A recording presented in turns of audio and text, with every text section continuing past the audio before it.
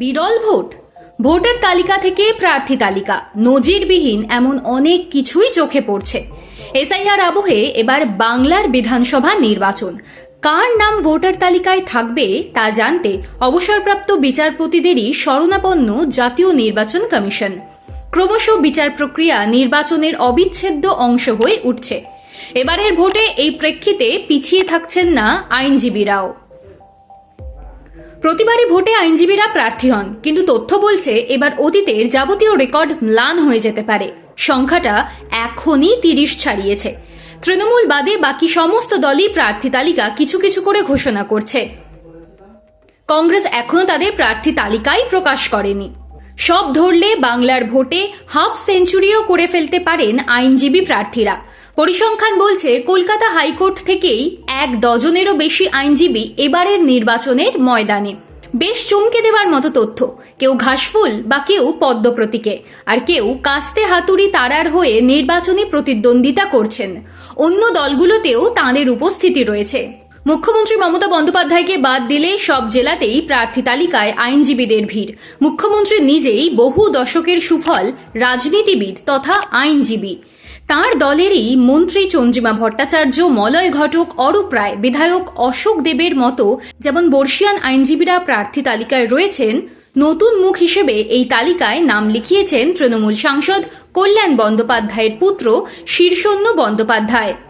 বর্তমানে তিনি কলকাতা হাইকোর্টের রাজ্যের সিনিয়র স্ট্যান্ডিং কাউন্সিল পদে রয়েছেন। তাঁর নির্বাচনী ক্ষেত্র উত্তরপাড়া বিধানসভা কেন্দ্র। এবছরের বিধানসভা নির্বাচনে উল্লেখযোগ্য সংখ্যায় আইনজীবীদের ভোটের লড়াইয়ে থাকা প্রসঙ্গে শীর্ষণ্য বন্দ্যোপাধ্যায় বলেন, এটা খুবই ভালো লক্ষণ। কে জিতবে কে হারবে বলতে পারবো না, কিন্তু আইন সভায় তো আইন প্রণয়ন হয়, সেখানে আইনজীবীদের উপস্থিতি খুবই গুরুত্বপূর্ণ। আইনজীবীদের একটা বিশাল ভূমিকা রয়েছে। ভারতের সংবিধান তৈরির সময়ও অনেক আইনজীবী ছিলেন। সংবিধান রক্ষাতেও আইনজীবীদের বিরাট ভূমিকা রয়েছে। সেই আইনজীবীরা যদি মানুষের হয়ে কাজ করেন তাহলে তো ভালোই। আইনজীবী প্রার্থী তালিকা সিপিআইএম এরও কিছু নয়, বরং অন্যান্যদের থেকে বেশিও হতে পারে। লাল ঝান্ডার হয়ে লড়াইয়ে বর্ষীয়ান আইনজীবী বিকাশ রঞ্জন ভট্টাচার্য। তাঁর নির্বাচনী কেন্দ্র যাদবপুর। মহেশতলা থেকে লড়ছেন সায়ন বন্দ্যোপাধ্যায়। শ্রীজীব বিশ্বাস ভবানীপুর কেন্দ্রের প্রার্থী। ইমতিয়াজ আহমেদ হাওড়া মধ্য থেকে লড়ছেন। সৌম্যজিৎ রাহা বিধাননগর থেকে লড়বেন। ফ্যাজ খান কলকাতা বন্দরের প্রার্থী। মনিরুল ইসলাম মেটিয়াবুরুজ থেকে ভোটে লড়ছেন। অনির্বাণ সরকার, রাজেশ ঘোষরা রয়েছেন সেই তালিকায়। বিকাশ রঞ্জন ভট্টাচার্য বললেন, এটা অত্যন্ত ইতিবাচক, ভালো দিক, সুস্থতার লক্ষণ। এটাই তো বাঞ্ছনীয় যে আইনসভা বিধানসভায় আইনজীবীরা যাবেন, সেটাই তো কাম্য। এই সমস্ত ক্ষেত্রগুলোতে যুক্তিতর্ক দিয়ে আলোচনা হবে, তাতে সিদ্ধান্ত গ্রহণ হবে, তাতে মানুষের কল্যাণ হবে। এর অনেক ভালো দিক আছে, এটাই তো সুস্থতার লক্ষণ। এবার বিজেপির হয়েও ভোটের লড়াইয়ে কলকাতা হাইকোর্টের একঝাঁক আইনজীবী।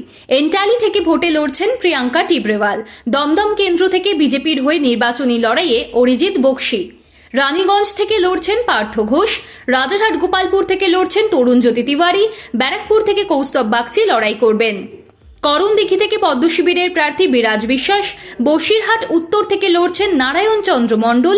জঙ্গিপুর কেন্দ্রের প্রার্থী চিত্র মুখোপাধ্যায়। এছাড়াও রাজ্যের বিভিন্ন জেলায় অনেক আইনজীবী আছেন যারা লড়াইয়ে রয়েছেন। কৌস্তব বাগচি বলেন, বেশি আইনজীবী প্রার্থী, এটা ভালো দিক।